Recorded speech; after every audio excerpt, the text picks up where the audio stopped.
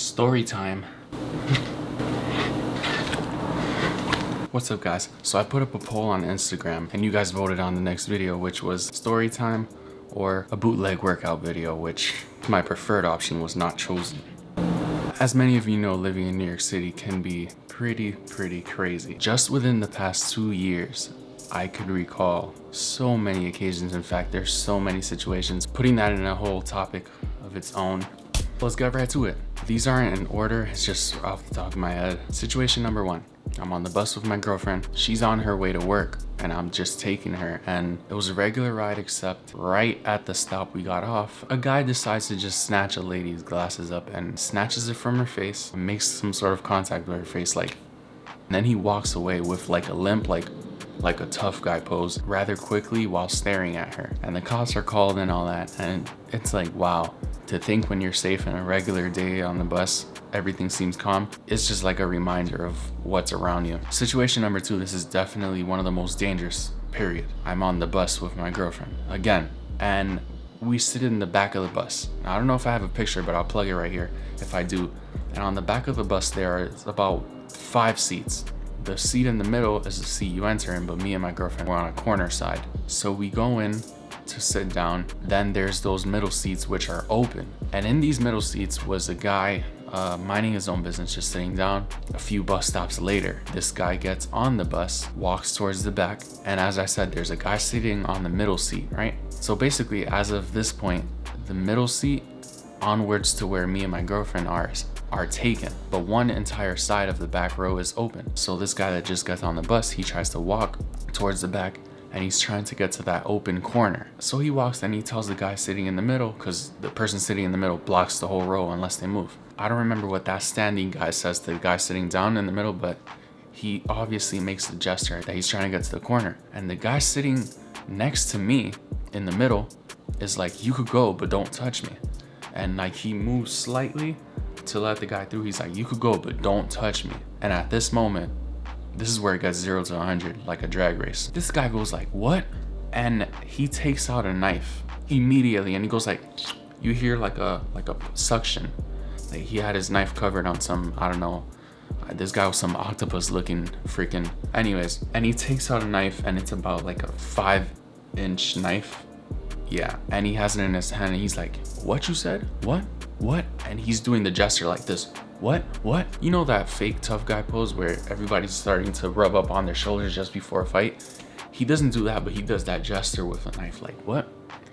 And as soon as this happened, luckily my girlfriend's to the corner of me, so I'm in front of her. The knife was pulled inches away from my face. It was about like at most 3 feet or 2 feet. As soon as this happened, I just start praying like, God, please protect me, protect us. So this guy takes his knife out, and the guy sitting down is like, what are you doing that for? It's not even for that. Why you gotta do all that? And then the guy with the knife out is like, yeah. The guy sitting down is like, we could get off next stop. You could tell like the sense of urgency and defeat in his voice. Like, don't even try it, man. Stop trying to be tough. Like, are you serious? You're still trying to be tough? And the next bus stop comes, nothing happens. The situation de-escalated quickly. So when all that subsided, the guy that was blocking knife-wielding X-Men guy got off the bus. But then the knife-wielding guy sat to that back row where me and my girlfriend were, but he sits on the opposite side. So there are 3 seats of space between us. I'm on edge the whole time. The bus is packed to the point where every seat is taken, but a few people standing up, so there's space to stand up. I get the fear of, if I stand up and walk away from this guy, and this guy's already agitated, talking to himself after the whole situation, like, nah, fuck out of you, man. Nah, hold that. And I'm just like this the whole time.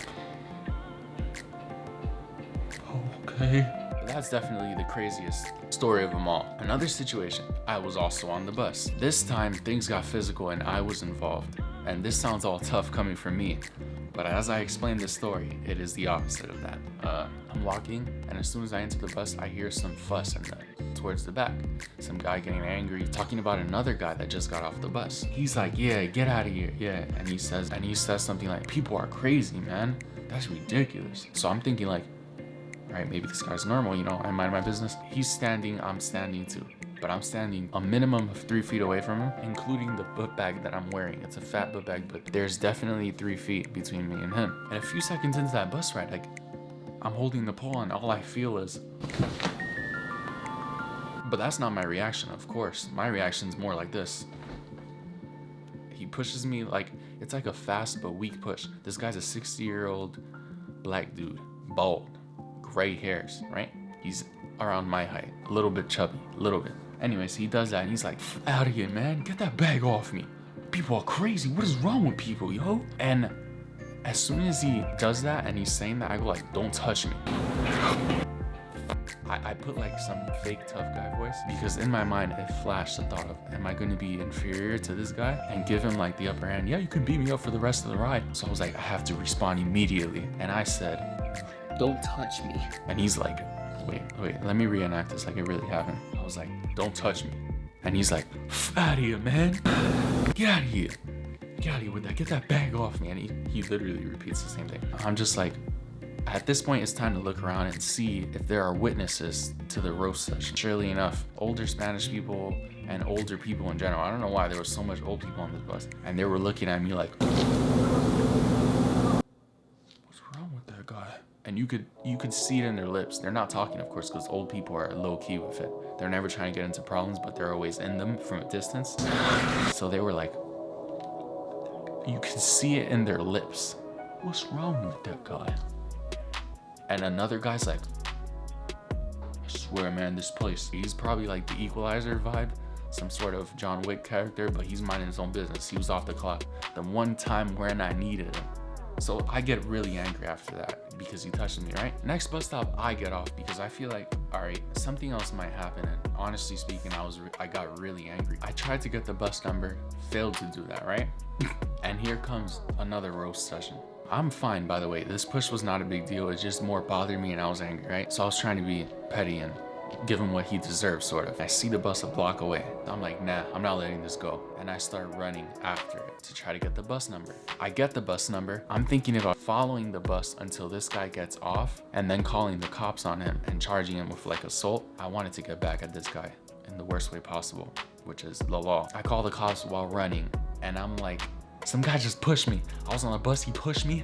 And I said, the bus is currently on the move with me. I'm chasing it. I told the operator that. I'm dead serious. The operator asked me, where's it headed toward? Northeast. And I'm like, and I had to Google it really quick because I forgot. And then the lady's like, okay. And you could tell like the lady's like, you really gonna call for this? I see the cops driving. And this is the moment I know everything about my plan failed. The cop cars are behind me circling the area where the bus passed a long time ago. Anyways, it subsided and I was very happy that I didn't press charges because people like that, even though as much as you say they deserve it, an old person, and not to dismiss the seriousness of what he did, somebody that puts their hands on another person so lightly, they're willing to do it again. And I just pray that people are safe in the city because people like that shouldn't really be around. And if they are, they're gonna have to learn how to behave. Anyways, last situation. This one's more of a crazy, not so dangerous. I have so many more, but this video is getting a little bit too long, so let me just get to the point. I am walking on my way home. It's late at night. There was a car on fire. Later, it was revealed it was lit on fire. I managed to get the recording.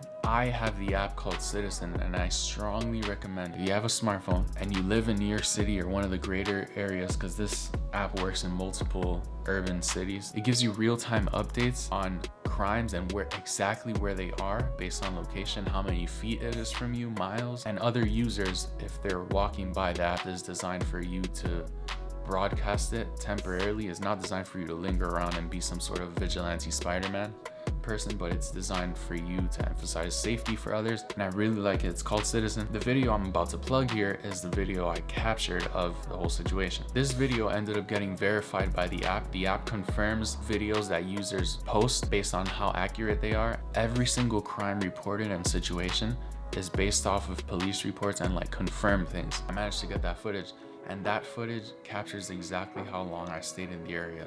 I was coming and going, and I literally went like this. And I generally don't like staying in situations like that because I don't want the attention. I don't want to be around there. Plus, you've seen those movies that the person that commits a crime is never really too far from the place he committed the crime. And this is not a brand plug. I just love this app genuinely. You would be surprised how many things happen that never make it to the news. And it's an eye-opening sense of awareness. If you got this app, I recommend you to turn off the notifications or limit them because you don't want to be having a good day and you get the notification of this person stabbed, and then you feel guilty because you're having a good day while others aren't. Find your balance, but you have the right to be informed. That's my story time video. Little surprise, I will start reviewing movies, maybe animes, but things that I'm consuming while I stay home. I'm gonna start bringing in my reviews. For example, I will be talking about movies and comparing them and their symbolism. I'll get into that later. I'll probably plug it in the cards whenever I start posting. But thanks so much for watching. This has been a story time, and as always, never ends on negative. Take care.